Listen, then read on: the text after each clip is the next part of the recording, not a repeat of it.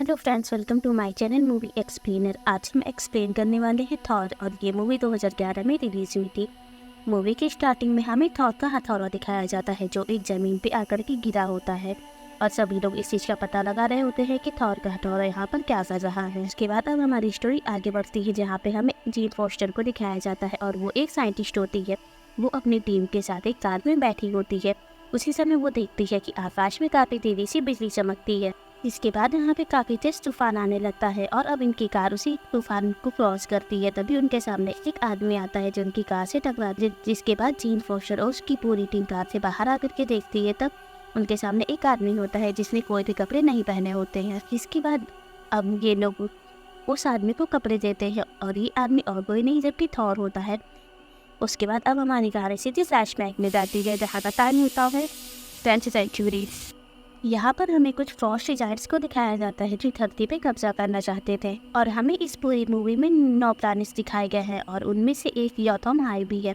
योथमहाई का किंग जो इन पूरे 9 प्लैनेट्स पे अपना कब्जा करना चाहता है, और कब्जा करने की शुरुआत वो अर्थ से करता है, और इस मूवी में अर्थ को मिडगार्ड भी कहा जाता है। और अब यहाँ पे योथमहाई का किंग मिडगार्ड के ऊपर हमला करने लगता है। उसी बीच अब यहाँ पे एशगार्ड का किंग आ जाता है, और इन सभी 9 प्लैनेट्स में से एशगार्ड ही एक ऐसा प्लैनेट है जहाँ के लोग काफ़ी पावरफुल होते हैं, और वो हजारों साल तक जीते हैं। अर्थ के लोग एशगार्ड के लोगों को देवता मानते हैं। अब यहाँ पे एशगार्ड के किंग यानी कि ओडिन और योथमहाई का किंग यानी कि लोकी, इन दोनों के बीच एक बहुत बड़ी फाइट होती है, और इस फाइट के दौरान अब यहाँ पे ओडिन जीत जाता है, और अब योथमहाई के किंग यानी कि लोकी जो हार जाता है, और उसे अब प्रॉमिस करना पड़ता है कि आज के बाद वो किसी भी दूसरे प्लैनेट पे हमला नहीं करेगा।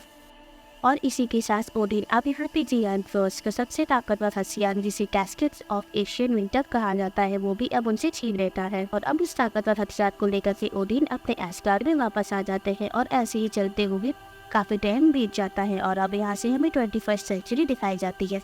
यहाँ पे अब ओडिन के 2 बेटे होते हैं। ओडिन का सबसे बड़ा बेटा जिसका नाम थॉर होता है, और थॉर के पास से खुद का एक वेपन होता है जिसे, और वो हैमर होता है। हैमर को यहाँ पे मियोनेन भी कहा जाता है। और वही छोटा बेटा लोकी, जो थॉर की जैसे पावरफुल तो नहीं है, लेकिन उसके पास जादुई शक्तियों की काफ़ी पावर होती है। और आज एशगार्ड के लोगों के लिए बहुत बड़ा दिन होता है, क्योंकि आज के दिन एशगार्ड के राजा यानी कि ओडिन अपने बड़े बेटे थॉर को यहाँ का राजा बनाने वाले थे। आज उसका राज तिलक था, लेकिन उसी समय अब एशगार्ड में कुछ जियांट फोर्स पहुंच जाते हैं, और वो आकर के अब कैस्केट्स ऑफ एशियन विंटर, जो इनका काफ़ी ताकतवर हथियार होता है, वो उसे यहाँ से चुराने आए होते हैं। लेकिन वो इसे नहीं चुरा पाते हैं, क्योंकि यहाँ पे उसका एक रक्षक होता है जिसका नाम डिस्ट्रॉयर होता है, यानी कि वो सब कुछ नष्ट कर देता है। और इसी वजह से यहाँ पे जितने भी फ्रॉस्ट जायंट्स आए होते हैं, उन सभी को ये डिस्ट्रॉयर यहाँ से भगा देता है। उसी समय अब यहाँ पे ओडिन, थॉर और उसका छोटा भाई लोकी आ जाता है, और थॉर जो जियांट फ्रॉस्ट की इस हरकत से काफ़ी ज़्यादा गुस्सा होता है, और इसीलिए अब थॉर अपने पिता ओडिन से परमिशन मांगता है कि वो जाकर के उन सब फ्रॉस्ट जायंट्स को सबक सिखाएगा।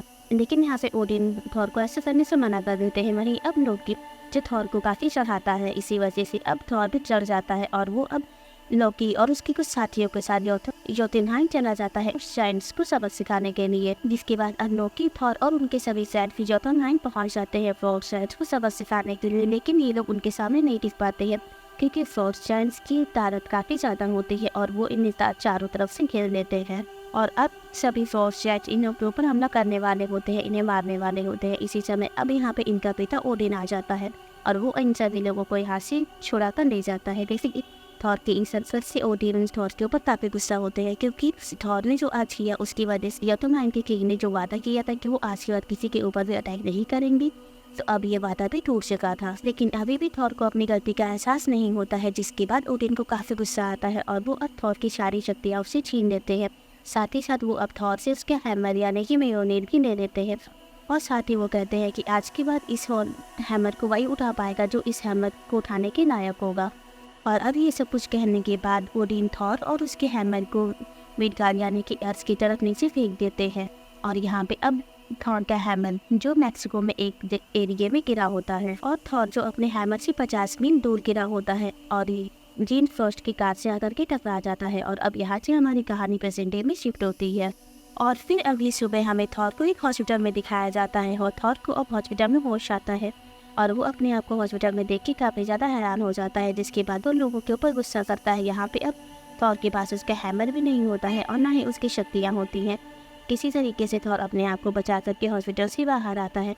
वहीं दूसरी तरफ अब हमें थॉर का हैमर दिखाया जाता है और उस हैमर के पास काफ़ी सारे लोग आए होते हैं और वो सभी लोग काफ़ी हैरान थे और परेशान भी थे। और अब इस हैमर के बारे में जब शील्ड के लोगों को पता लगता है तब वो यहाँ पे आकर के इस पूरी जगह को अपने कब्जे में ले लेते हैं, क्योंकि इस हथौड़े को कोई उठा भी नहीं पा रहा था, ना कोई वहाँ से हिला पा रहा था। और वहीं अब हमें दूसरी तरफ जीन फॉस्टर को दिखाया जाता है, जिसको अब ये पता लग जाता है कि यहाँ पे दूसरी दुनिया से लोग आए हैं और दूसरी दुनिया में जाने का यहाँ पे कोई सीक्रेट रास्ता भी है। और वो अपनी रिसर्च इस चीज़ पे चालू कर देती है, लेकिन यहीं पे अब शील्ड के लोग जो अब जीन फोस्टर की सारी रिसर्च बंद कर देते हैं। और वहीं अब थॉर इसको पता लग जाता है कि उसका हैमर जो अब न्यू मैक्सिको में है, इसी वजह से वो अपने हैमर को लेने के लिए उस लोकेशन में जाने की कोशिश करता है। और अब यहाँ पे थॉर का साथ जीन फोस्टर दे रही होती है। और फाइनली अब थॉर न्यू मैक्सिको और अब थॉर अपने हैमर के पास पहुँच जाता है और अब थॉर उस लोकेशन पे पहुँच जाता है जहाँ पे उसका हैमर होता है। जिसके बाद थॉर अब अपने हैमर के पास जाता है और उसे उठाने की कोशिश करता है, बट थॉर अपने हैमर को नहीं उठा पाता है, क्योंकि उसके पिता ने कहा था कि इस हैमर को वही उठा पाएगा जो इस हैमर इसके योग्य होगा। और अब थॉर जिसने अपनी काइंडनेस खो दी थी, उसके अंदर अब कोई भी ऐसी पावर नहीं थी जिससे कि वो अपने हैमर को उठा सके। और यहाँ पे अब थॉर समझ जाता है कि उसके पिता ने उसकी सारी शक्तियाँ वापस ले ली हैं, इसीलिए अब थॉर आसमान की तरफ देख कर काफ़ी गुस्से में चिल्लाता है। तब तक यहाँ पे अब शील्ड के जितने भी सोल्जर्स होते हैं वो यहाँ पे आ जाते हैं और वो अब थॉर को अरेस्ट कर लेते हैं। वहीं अब हमें दूसरी तरफ एशगार्ड दिखाया जाता है, जहाँ पे अब Loki gaskets of ancient winter frauds यान का सबसे ताकतवर हथियार है। लोकी अब उसे उठाने की कोशिश करता है और अब लोकी जैसे ही उस वेपन को टच करता है तब वो पूरा नीला पड़ जाता है और ऐसा लगता है कि लोकी भी एक फ्रॉस्ट। उसी समय अब यहाँ पे लोकी के पास उसके पिता ओडिन आ जाते हैं और वो अब लोकी को बताते हैं कि आज से सदियों पहले जब योतुमहाइन के फ्रॉस्ट जायंट से फाइट कर रहे थे, तब हम उनके मंदिर गए थे जहाँ पे हमें एक छोटा सा बच्चा मिला था जो कि वहाँ के राजा लोफी का, और उस बच्चे के पास आसपास कोई, इसीलिए हम लोग उस बच्चे को उठा करके एशगार्ड ले आए थे। और यहाँ पे अब लोकी को पता लग जाता है कि वो योतुमहाइन के राजा यानी कि लोफी का बेटा है और वो भी एक फ्रॉस्ट जायंट है। ये चीज़ सुनकर के लोकी को काफ़ी दुख होता है, जिसके बाद वो अब ओडिन से कहता है कि तुम्हारा इसमें कोई प्रॉफिट ज़रूर था, तभी तुम मुझे यहाँ पे लाए थे। तब ओडिन कहता है कि मैं हमेशा से चाहता था कि तुम एशगार्ड और योतुमहाइन के बीच के तनाव को शांत रखोगे। ये चीज़ सुनकर के लोकी अब ओडिन से कहता है कि मैं आपका असली बेटा नहीं हूँ, इसीलिए तुम हमेशा से थॉर को ही राजा बनाना चाहते थे। तब ओडिन लोकी से कहते हैं कि नहीं, ऐसा कुछ नहीं है, मैं तुम्हें अपना बेटा मानता हूँ और तुम मेरे ही बेटे हो। और यहाँ पे सच में ओडिन लोकी को बहुत प्यार करता था और वो उसे सच में अपना बेटा मानता था। लेकिन अब यहाँ पे ओडिन की तबीयत खराब होने लगती है, क्योंकि थॉर को एशगार्ड से निकालने के बाद और लोकी को उसकी सारी सच्चाई बताने के बाद ओडिन काफ़ी ज़्यादा कमज़ोर हो जाते हैं। इसीलिए ओडिन स्लीप में चले जाते हैं, यानी कि वो अपने आप को रिकवर करने के लिए स्लीप कर जाते हैं। और ओडिन के स्लीप में जाने के बाद अब एशगार्ड का राजा लोकी बन जाता है, जिसके बाद अब वो मिडगार्ड पे थॉर से मिलने के लिए जाता है और थॉर जो अब शील्ड के कब्जे में होता है। और लोकी अब थॉर को बताता है कि हमारे फादर ओडिन अब नहीं रहे, वो मर गया है। मैं तुम्हारे जाने के बाद उनकी तबीयत काफ़ी ख़राब हो गई थी। यहाँ पे लोकी थॉर से झूठ बोलता है और ये चीज़ सुनकर के थॉर को काफ़ी बुरा लगता है, उसे काफ़ी गिल्ट होता है। थॉर अब लोकी से कहता है कि मैं एशगार्ड वापस आना चाहता हूँ। यहाँ पे लोकी अब अगेन से थॉर से झूठ बोलता है और उसे कहता है कि फ्रॉस्ट जायंट योतुमहाइन प्लैनेट से हमारा इसी बात पे समझौता हुआ है कि तुम अब दोबारा से कभी एशगार्ड पे वापस नहीं आओगे। इसी वजह से वो लोग अब शांत हुए हैं और माँ भी नहीं चाहती है कि थॉर अब एशगार्ड पे वापस आए। जिसके बाद लोकी अब यहाँ से चला जाता है और अब यहाँ पे एक आदमी आता है जिसका नाम एरिक होता है। एरिक जो जीन फोस्टर के ही साथ काम करता था और ये जीन फोस्टर होता है। जिसके बाद अब एरिक शील्ड के ऑफिसर के पास जाता है और अब शील्ड ऑफिसर को एक नकली आईडी दिखाता है और कहता है कि थॉर जो एक पुराना साइंटिस्ट है, वो एक साइंटिस्ट है। लेकिन यहाँ पे शील्ड के लोगों को पता होता है कि आईडी नकली है, लेकिन इसके बावजूद वो लोग थॉर को छोड़ देते हैं और अब एरिक और थॉर दोनों जीन फोस्टर के पास जाते हैं। यहाँ पे थॉर और जीन फोस्टर की फ्रेंडशिप काफ़ी अच्छी होने लगती है। धीरे धीरे करके इन दोनों के बीच भी प्यार भी हो जाता है। यहाँ पे थॉर अब अपने बारे में सब कुछ जीन फोस्टर को बताता है और कहता है कि मैं एशगार्ड का राजा बनने वाला था। लेकिन उस समय वहाँ पे फ्रॉस्टलैंड के कुछ लोग आ गए थे जिनकी वजह से मैं वहाँ का राजा नहीं बन पाया, और इसी वजह से आज मैं धरती पे हूँ। उसके बाद अब हमें लोकी को दिखाते हैं जो एशगार्ड में होता है, और उसके पास अब कैस्केट ऑफ एंशिएंट विंटर है जो काफ़ी खतरनाक हथियार होता है। लॉकी अब उस वेपन को लेकर के हेमडाल के पास जाता है, और हेमडाल के पास एक ऐसी तलवार है जिससे कि किसी भी दुनिया में जा सकते हैं। बट हेमडाल वो उनका वफादार है, इसी वजह से उनकी परमिशन के बिना किसी को भी दूसरी दुनिया में जाने नहीं दे सकता। इसी वजह से हेमडाल अब लोकी की बात नहीं मानता है और उसे दूसरी दुनिया में नहीं जाने देता है।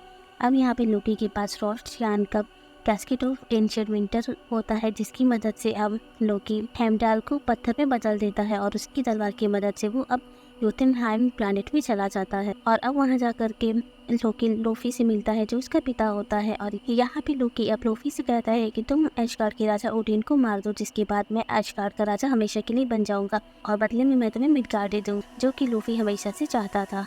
और अब इन दोनों के बीच डील फिक्स हो जाती है। अब हमें एशगार्ड में थोर के दोस्त सिखाए जाते हैं। उन्हें अब पता लग जाता है क्योंकि जो अब ये सब कुछ कर रहा है, और वो अब एशगार्ड के किंग ओडिन को मारना चाहता है। इसी वजह से थोर के दोस्त अब सीधे अर्थ पे पहुंच जाते हैं, और वो थोर से जाकर के मिलते हैं, और ये लोग अब थोर को सारी सच्चाई बता देते और कहते लोकी जिसने ये सारा प्लान किया है वो उससे तुमसे झूठ बोला है कि ओडिन मर चुके हैं, ओडिन अभी जिंदा है, और लेकिन अब लोकी ओडिन को मारने वाला है, और वो किंग ओडिन को इसलिए मारना चाहता है ताकि वो एशगार्ड का राजा बन जाए। और अब हमें एशगार्ड दिखाते हैं जहाँ पे अब लोकी को ये पता लग जाता है कि थोर के दोस्त तो उसे अब सारी सच्चाई बताने के लिए मिडगार्ड चले गया है। इसी वजह से लोकी को काफ़ी गुस्सा आता है, और वो अब डिस्ट्रॉयर यानी कि नष्ट करने वाले के पास जाता है, और उसे अब मिडगार्ड पे भेज देता है थॉर और उसके सभी फ्रेंड्स को मारने के लिए। जिसके बाद डिस्ट्रॉयर अब सीधे मिडगार्ड पे पहुंच जाता है, और उसके सामने अब थॉर उसके साथ ही खड़े होते हैं। अब यहाँ पे डिस्ट्रॉयर जो काफ़ी ताकतवर होता है, इसके सामने कोई भी नहीं टिक पाता है। यहाँ पे थॉर अब अपने दोस्तों की जान बचाने के लिए डिस्ट्रॉयर के सामने चला जाता है, और वो अब डिस्ट्रॉयर से कहता है कि तुम यहाँ धरती पे मुझे मारने के लिए आए हो, तो फिर तुम मेरे दोस्तों को छोड़ दो। इसी वजह से डिस्ट्रॉयर जो अब थॉर के ऊपर एक बहुत जोरों से अटैक करता है, बहुत जोर से मारता है, जिससे कि थॉर अब काफ़ी दूर जाकर के गिरता है, और वो काफ़ी बुरी तरीके से जख्मी हो जाता है। वहीं पे अब थॉर बेहोश हो जाता है, लेकिन इसी बीच अब थॉर की जो शक्तियाँ होती हैं वो उसे वापस आने लगती है, क्योंकि थॉर ने अब अपने दोस्तों को बचाने के लिए खुद की जान कुर्बान की थी। ये एक बहुत बड़ी योग्यता है, यानी कि थॉर के अंदर ये एक गुण है, और इसीलिए अब थॉर की सारी शक्तियाँ थॉर के पास आ जाती है, और साथ ही थॉर का हैमर जो मैक्सिको के एक एरिया में होता है वो भी अब थॉर के पास वापस आ जाता है। जिसके बाद थॉर अब अपने हैमर के साथ और अपनी सभी शक्तियों के साथ डिस्ट्रॉयर का सामना करता है, और वो पूरी तरीके से डिस्ट्रॉयर को हरा देता है। और अब हमें एशगार्ड दिखाते हैं जहाँ पे अब लोकी लोफी को एशगार्ड लेकर आ गया होता है, जो कि जोतुनहेम का राजा होता है, और वो यहाँ पे अब ओडिन को मारने के लिए आया होता है। जिसके बाद लोफी अब ओडिन को मारने के लिए उसके पास गया ही होता है। उसी समय अब ओडिन की आंखें खुल जाती, और यहाँ पे लोकी जो अब लोफी को जान से मार देता है, और उसने ये सब कुछ इसीलिए किया होता है ताकि ओडिन लोकी को अपना लायक बेटा समझे और उसे इस पूरे एशगार्ड का राजा बना दे। अब हमें वही मिडगार्ड यानी कि अर्थ दिखाते हैं जहाँ पे थॉर अब एशगार्ड में आने की कोशिश कर रहा होता है, लेकिन वो एशगार्ड में नहीं आ पाता है क्योंकि हाइमडल पत्थर के रूप में बदल गया होता है। इसी वजह से वो अब अर्थ से एशगार्ड का रास्ता नहीं खोल पा रहा था, और अब थॉर काफ़ी ज़ोर से हाइमडल को आवाज़ देता है, जिससे अब हाइमडल अपने आप को पत्थर से आज़ाद करवा लेता है और एशगार्ड का दरवाज़ा खोल देता है मिडगार्ड के लिए, ताकि थॉर और उसके साथी एशगार्ड में वापस आ सके। जिसके बाद थॉर अब सीधे उसी रूम में जाता है जहाँ पे लोकी होता है, और यहाँ पे अब थॉर और लोकी की बीच एक बहुत बड़ी फाइट होती है। अब लोकी का प्लान ये होता है कि वो जोतुनहेम के सभी जी फ्रॉस्टियान को मार दे, ताकि उसके पिता ओडिन उसे लायक बेटा समझे और उसे एशगार्ड का राजा बना दे। इसीलिए लोकी अब बाइफ्रॉस्ट ब्रिज की मदद जोतुनहेम प्लैनेट के ऊपर हमला कर देता है। वहीं पे अब थॉर जो लोकी को ऐसा करने से रोकता है, क्योंकि अब थॉर का माइंड बदल गया होता है, वो ऐसा करना नहीं चाहता था। लेकिन यहाँ पे लोकी जो थॉर की बात नहीं सुनता है और वो जोतुनहेम प्लैनेट के ऊपर बार बार हमला कर रहा होता है। इसी वजह से थॉर को गुस्सा आता है और वो अपने हैमर से उस ब्रिज को तोड़ने की कोशिश करता है, जिससे कि अब वो ब्रिज टूट जाता है और थॉर और लोकी दोनों उसी ब्रिज पर नीचे लटक जाते हैं। और उस ब्रिज के नीचे कैसी एक बहुत भयानक खाई होती है जिसका कोई अंत नहीं होता है। यहीं पे अब ये दोनों खाई में गिरने वाले होते हैं। उसी समय यहाँ पे ओडिन आ जाते हैं। ये आवाज़ खुल गई होती है और वो थॉर का हाथ पकड़ लेते हैं और थॉर को पकड़ के नीचे लोकी भी लटका होता है। लोकी जो अब ओडिन से कहता है कि मैं ऐसा कर सकता था आपके लिए और हम सबके लिए। और ये बात सुनने के बाद ओडिन लोकी को मना कर देते हैं और अब यहाँ पे लोकी समझ जाता है कि उसके पिताजी अब लोकी की सारी चाल जान चुके हैं। इसी वजह से अब लोकी का मूड चेंज हो जाता है और वो अब चेंजिंग रूप से अपने पिताजी से बात कर रहा होता है। वहीं अब थॉर समझ आता है कि लोकी मुझे छोड़ने वाला है। वो लोकी को ऐसा करने से मना कर देता है, लेकिन लोकी जो थॉर का हाथ छोड़ देता है और वो अब उसी खाई में नीचे गिर जाता है, जिसका कोई अंत नहीं होता है। उसके बाद हमें एशगर्ड दिखा, जहाँ पे अब सब कुछ नॉर्मल हो जाता है और यहाँ पे अब किंग ओडिन जो अब अपने बेटे थॉर को यहाँ का राजा बनाने के लिए कहते हैं, लेकिन थॉर अब मना कर देता है और कहता है कि अभी सही वक्त नहीं आया है। इसी के साथ ये मूवी यहाँ पे एंड हो जाती है। मूवी के पोस्ट क्रेडिट सीन में हमें अब शील्ड दिखाया जाता है, जहाँ पे अब एरिक ने शील्ड को नकली आईडी दी होती है थॉर को छुड़वाने के लिए।